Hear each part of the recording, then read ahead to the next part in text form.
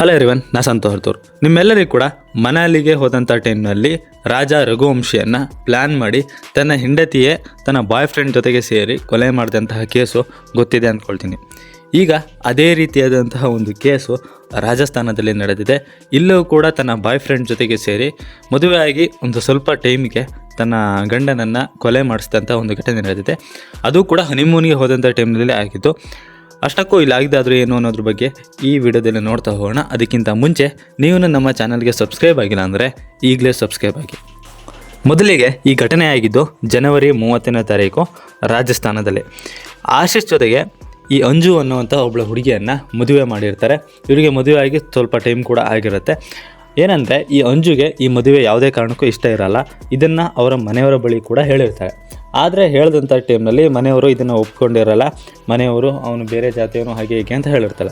ಅವಳು ಲವ್ ಮಾಡ್ತಾ ಇದ್ದಿದ್ದು ಅವನ ಪಕ್ಕದ ಮನೆಯವರನ್ನೇ ಅವಳು ಲವ್ ಮಾಡ್ತಾ ಇರ್ತಾರೆ. ಸಾಕಷ್ಟು ವರ್ಷದಿಂದ ಅವರಿಬ್ಬರು ಕೂಡ ಲವ್ ಮಾಡ್ತಾ ಇರ್ತಾರೆ. ಈ ವಿಚಾರ ಕೂಡ ಅವ್ರ ಮನೇಲಿ ಗೊತ್ತಾಗಿ ದೊಡ್ಡ ಜಗಳ ಆದಂಥ ಟೈಮ್ನಲ್ಲಿ ಈ ಮತ್ತೊಬ್ಬ ಹುಡುಗ ಅಂದರೆ ಈ ಆಶೀಶ್ ಜೊತೆಗೆ ಮದುವೆ ಮಾಡಬೇಕಂತ ಪ್ಲ್ಯಾನ್ ಮಾಡಿ ಮದುವೆ ಮಾಡಿರ್ತಾರೆ. ಈಗೇನಾಗುತ್ತೆ, ಇವರ ಜೊತೆಗೆ ಮದುವೆ ಮಾಡಿದಂಥ ಟೈಮ್ನಲ್ಲಿ ಸ್ವಲ್ಪ ಟೈಮ್ ನೋಡ್ತಾರೆ, ಆದರೂ ಕೂಡ ಸರಿ ಹೋಗಲ್ಲ ಅಂದಾಗ ಏನು ಮಾಡ್ತಾರೆ ಅಂದರೆ ಅಂಜು ಈ ಸಂಜು ಜೊತೆಗೆ ಸೇರಿ ಅವರನ್ನು ಕೊಲೆ ಮಾಡಿಸ್ತಾರೆ. ಅದು ಯಾವ ರೀತಿ ಮಾಡಿಸ್ತಾಳೆ, ಯಾವ ರೀತಿ ಪ್ಲ್ಯಾನ್ ಮಾಡ್ತಾಳೆ ಅಂದರೆ ಅದು ಇಲ್ಲಿ ಸಖತ್ತು ಟ್ವಿಸ್ಟ್ ಇರೋದು. ಏನು ಪ್ಲ್ಯಾನ್ ಮಾಡ್ತಾರೆ ಅಂದರೆ ಇವರಿಬ್ಬರು ಕೂಡ ಈ ಆಶೀಶ್ಗೆ ನಾನು ನಿನ್ನ ಜೊತೆ ಇರೋಲ್ಲ ಅಂತ ಹೇಳ್ಕೊಂಡು ಅಂಜು ಮನೆ ಬಿಟ್ಟು ತನ್ನ ಅಮ್ಮನ ಮನೆಗೆ ಹೋಗಿರ್ತಾಳೆ, ಅಂದರೆ ತವ್ರ ಮನೆಗೆ ಹೋಗಿರ್ತಾಳೆ. ತವ್ರ ಮನೆಗೆ ಹೋದಂಥ ಟೈಮ್ನಲ್ಲಿ ಮತ್ತೆ ವಾಪಸ್ ಬಂದು ಅಂದರೆ ಈ ಸಂಜು ಜೊತೆಗೆ ಪ್ಲ್ಯಾನನ್ನು ಮಾಡಿಕೊಂಡು ಮತ್ತೆ ವಾಪಸ್ ಬರ್ತಾಳೆ. ವಾಪಸ್ ಬಂದಂಥ ಟೈಮಲ್ಲಿ ಅಂಜು ಏನು ಮಾಡ್ತಾಳೆ ಅಂದರೆ ಈಗ ಹನಿಮೂನ್ಗೆ ಹೋಗೋಣ ಅಂತ ಹೇಳ್ಕೊಂಡು ಈ ಆಶೀಶ್ನ ಕರ್ಕೊಂಡು ಹನಿಮೂನ್ಗೆ ಹೋಗ್ತಾಳೆ. ಹೋದಂಥ ಟೈಮ್ನಲ್ಲಿ ಹೀಗೆ ವಾಕಿಂಗ್ಗೆ ಹೋಗುವಂಥ ಟೈಮ್ನಲ್ಲಿ ಬೆಳಗ್ಗೆ ಮತ್ತು ಸಂಜೆ ಹೊತ್ತಿಗೆ ವಾಕಿಂಗ್ ಹೋಗುವಂಥ ಟೈಮ್ನಲ್ಲಿ ಈ ಸಂಜು ಮತ್ತು ಸಂಜುನ ಜೊತೆಗಿದ್ದಂತಹ ಕೆಲವೊಂದು ಫ್ರೆಂಡ್ಸ್ಗಳನ್ನು ಕರ್ಕೊಂಡು ಅಂದರೆ ಇವನನ್ನು ಕೊಲೆ ಮಾಡಬೇಕು ಅಂತ ಹೇಳ್ಕೊಂಡೆ ಪ್ಲ್ಯಾನ್ ಮಾಡಿಕೊಂಡು ಪೊದೆಯಲ್ಲಿ ಬಂದು ಕೂತ್ಕೊಂಡಿರ್ತಾರೆ. ಆ ಟೈಮಲ್ಲಿ ಏನಾಗುತ್ತೆ ಅಂದರೆ ಈ ಪೊದೆಯಲ್ಲಿದ್ದಂತಹ ಸಂಜು ಮತ್ತು ಅವನ ಫ್ರೆಂಡ್ಸು ಅಲ್ಲೇ ಬರ್ತಿದ್ದಂತಹ ಆಶೀಶ್ ಮೇಲೆ ದಾಳಿ ಮಾಡ್ತಾರೆ. ಆತನಿಗೆ ಹೊಡೆದು ಆತನ ಕುತ್ತಿಗೆಯನ್ನು ಹಿಸುಕಿ ಅಲ್ಲೇ ಅವನನ್ನು ಸಾಯಿಸ್ತಾರೆ. ಇದಾದ ತಕ್ಷಣ ಇಲ್ಲಿ ಅಂಜು ತಾನು ಸಿಕ್ಕಾಕ ಬೀಳಬಾರ್ದು ಅಂತ ಹೇಳ್ಕೊಂಡು ಅದರಲ್ಲೂ ಕೂಡ ಒಂದು ಪ್ಲ್ಯಾನನ್ನು ಮಾಡ್ತಾಳೆ. ಏನು ಪ್ಲ್ಯಾನ್ ಅಂದರೆ ಅಂಜು ಏನು ಮಾಡ್ತಾಳೆ ಅಂದರೆ ತನ್ನ ಹತ್ರ ಇದ್ದಂತಹ ಅಷ್ಟು ಒಡವೆಯನ್ನು ಈ ಬೆಲೆ ಬಾಳುವ ವಸ್ತುಗಳೆಲ್ಲವನ್ನು ಕೂಡ ಈ ಸಂಜು ಹತ್ರ ಕೊಟ್ಟು ಕಳಿಸ್ತಾಳೆ. ಅಂದರೆ ಸಂಜು ಮತ್ತು ಅವಳ ಜೊತೆಗೆ ಬಂದಿರ್ತಾರಲ್ಲ ಆ ಫ್ರೆಂಡ್ಸ್ಗೆ ಕೊಟ್ಟು ಕಳಿಸ್ತಾಳೆ. ಫ್ರೆಂಡ್ಸ್ ಜೊತೆ ಕೊಟ್ಟು ಕಳಿಸಿ ಆನಂತರ ಅವಳೇನು ಮಾಡ್ತಾಳೆ, ಅಲ್ಲೇ ತನ್ನ ಮೇಲೂ ಅಟ್ಯಾಕ್ ಆಗಿರೋ ರೀತಿಯೇ ಅವಳು ಅಲ್ಲೇ ಕೂಡ ಬಿದ್ಕೊಂಡಿರ್ತಾಳೆ. ಇದಾದಮೇಲೆ ಏನಾಗುತ್ತೆ ಅಂದರೆ ಪೊಲೀಸರು ಇನ್ವೆಸ್ಟಿಗೇಷನ್ ಮಾಡೋದಕ್ಕೆ ಸ್ಟಾರ್ಟ್ ಮಾಡ್ತಾರೆ. ಅಂದರೆ ವಿಚಾರ ಎಲ್ಲ ಕೂಡ ಅಲ್ಲಿ ಸ್ಪ್ರೆಡ್ ಆದಂಥ ಟೈಮಲ್ಲಿ ಪೊಲೀಸರು ಬಂದು ಅದನ್ನು ಇನ್ವೆಸ್ಟಿಗೇಷನ್ ಮಾಡೋಕ್ಕೆ ಮೊದಲು ಏನು ಮಾಡ್ತಾರೆ ಅಂದರೆ ಈ ಅಂಜು ಮೊಬೈಲ್ನ ಚೆಕ್ ಮಾಡ್ತಾರೆ. ಅಂಜು ಮೊಬೈಲ್ನ ಚೆಕ್ ಮಾಡಿದಂಥ ಟೈಮ್ನಲ್ಲಿ ಮೊದಲಿಗೆ ಅವಳಿಗೆ ಗೊತ್ತಾಗ್ಬಿಡುತ್ತೆ. ಏನಂದರೆ ಅವಳು ಕಳಿಸಿರುವಂತಹ ಮೆಸೇಜ್ ಎಲ್ಲದನ್ನು ನೋಡಿದಾಗ ಸಂಜುಗೆ ಇವಳು ಈ ರೀತಿ ಪ್ಲ್ಯಾನ್ ಮಾಡಿರಬೇಕು, ಈ ರೀತಿ ಹೋಗಬೇಕು, ಹೇಗೆ ಎಲ್ಲಿದ್ದಾರೆ ಏನು ಅನ್ನೋದ್ರ ಬಗ್ಗೆ ಕೂಡ ಡೀಟೇಲ್ಸನ್ನು ಕಲೆಕ್ಟ್ ಮಾಡ್ತಾ ಇರ್ತಾಳೆ. ಆ ವಿಚಾರವನ್ನು ಪೊಲೀಸರು ನೋಡಿದ ತಕ್ಷಣ ಅಂಜುನ ಹಿಡ್ಕೊಳ್ತಾರೆ.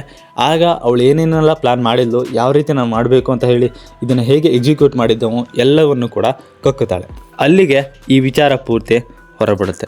ಈ ರೀತಿಯಾದಂತಹ ಇನ್ಸಿಡೆಂಟ್ ಎಲ್ಲವನ್ನು ನೋಡಿದಾಗ ಏನು ಅನಿಸುತ್ತೆ ಅಂದರೆ ಈಗಿನ ಕಾಲದಲ್ಲಿ ತಾನು ಯಾರನ್ನು ಪ್ರೀತಿಸ್ತಾ ಇದ್ದೀನಿ ಅಂತ ಹೇಳ್ಕೊಂಡು ಯಾವ್ದಾದ್ರು ಒಂದು ಹುಡುಗಿ ಹೇಳಿದ್ನು ಅಂದರೆ ಆ ಮನೆಯವರು ಸುಮ್ಮನೆ ಆತನಿಗೆ ಕೊಟ್ಟು ಮದುವೆ ಮಾಡೋದು ಒಳ್ಳೆಯದು. ಯಾಕಂದರೆ ಇವತ್ತು ಆ ಆಶೀಶು ಯಾರಿಗೂ ಏನು ಮಾಡಿದೆ ಸುಮ್ಮನೆ ತನ್ನ ಪಾಂಡಿಗೆ ತಾನಿದ್ದ.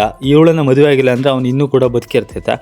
ಆದರೆ ಸುಮ್ಮನೆ ಆಶೀಶ್ನ ಜೀವವನ್ನು ತೆಗೆದಿದ್ದಾರೆ. ಇಲ್ಲಿ ನಾನು ಹೇಳೋದೇನೆಂದರೆ ಅಂಜುಗೆ ಅಷ್ಟು ನಾನು ಇನ್ನೂ ಆಶೀಶ್ ಜೊತೆ ಬದುಕಲ್ಲ ಅಂತ ಅನಿಸಿದ್ರೆ ನಾನು ಅವನ ಜೊತೆ ಇರಲ್ಲ ಅಂತ ಹೇಳಿದ್ರೆ ಆಶೀಶ್ಗೆ ಹೇಳಿ ಡಿವೋರ್ಸನ್ನು ತಗೊಂಡು ನಂತರ ಬೇಕಿದ್ದರೆ ಈ ಸಂಜು ಜೊತೆಗೆ ಹೋಗ್ಬೋದಿತ್ತು. ಆದರೆ ಇಲ್ಲಿ ಆತನನ್ನು ಸಾಯಿಸಿದರೆ ನಾನು ಜೈಲಿಗೆ ಹೋಗ್ತೀನಿ ಅನ್ನುವಂತಹ ಒಂದು ಕಾಮನ್ ಸೆನ್ಸ್ ಇಲ್ಲದೇ ಈ ರೀತಿಯಾದಂಥ ನಿರ್ಧಾರಕ್ಕೆ ಕೈ ಹಾಕಿದ್ಲಲ್ಲ, ಇದು ಅವಳ ದಡ್ತನ.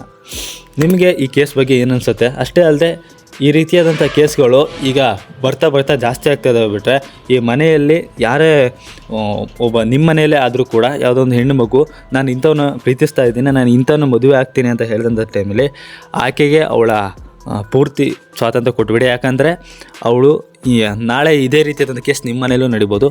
ಅದಕ್ಕಾಗೆ ಹೇಳ್ತಿರೋದೇನೆಂದರೆ ಇವತ್ತಿನ ಕಾಲದಲ್ಲಿ ಯಾರನ್ನು ಪ್ರೀತಿಸ್ತೀನಿ, ನಾನು ಅವ್ರ ಜೊತೆ ಇರ್ತೀನಿ ಅಂದರೆ ಅವ್ರ ಜೊತೆಗೆ ಇರ್ಬಿಡಿ. ಚೆನ್ನಾಗಿದ್ದರೆ ಅವ್ರ ಹಣೆ ಬರ, ಹಾಳಾದರೂ ಕೂಡ ಅವ್ರ ಹಣೆ ಬರ. ನಿಮಗೆ ಇದ್ರ ಬಗ್ಗೆ ಏನು ಅನಿಸುತ್ತೆ ಅನ್ನೋದನ್ನ ಕೆಳಗೆ ಕಮೆಂಟ್ ಬಾಕ್ಸ್ನಲ್ಲಿ ತಿಳಿಸಿ. ಇದೇ ರೀತಿಯ ಮತ್ತೊಂದು ವೀಡಿಯೋದಲ್ಲಿ ಸಿಗ್ತೀನಿ. ನಮಸ್ಕಾರ.